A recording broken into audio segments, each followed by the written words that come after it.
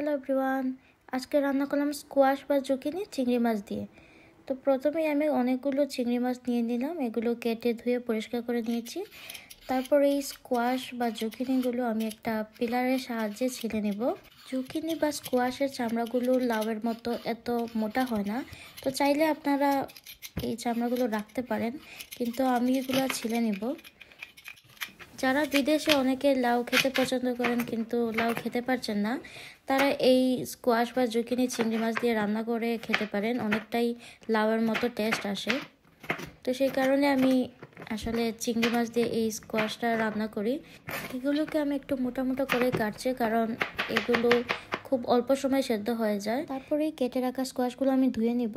এদিকে আমি কিছু পেঁয়াজ কুচি করে নিয়েছি এবং কয়েকটা কাঁচামরিচ ও ধনেপাতা কুচি করে নিয়েছি।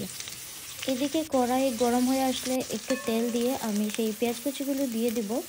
আমি একটু লবণ দিয়ে দিলাম যেন পেঁয়াজগুলো তাড়াতাড়ি সেদ্ধ হয়ে যায়। তারপর পেঁয়াজগুলো বাদামি কালার হয়ে আসলে আমি সবগুলো মশলা দিয়ে দেব।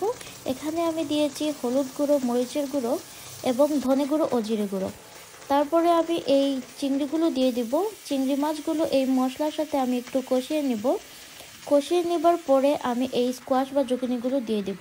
তারপর একটু নাড়াচাড়া করে আমি অল্প পরিমাণে পানি দিয়ে দেব, কারণ স্কোয়াশ বা জুকিনি থেকে পানি বের হয়। তারপর পরিমাণ মতো লবণ দিয়ে আমি ঢেকে দেব 5 মিনিটের জন্য।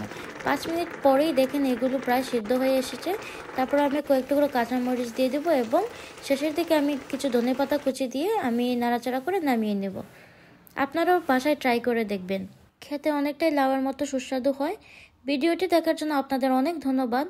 Please like and subscribe my channel.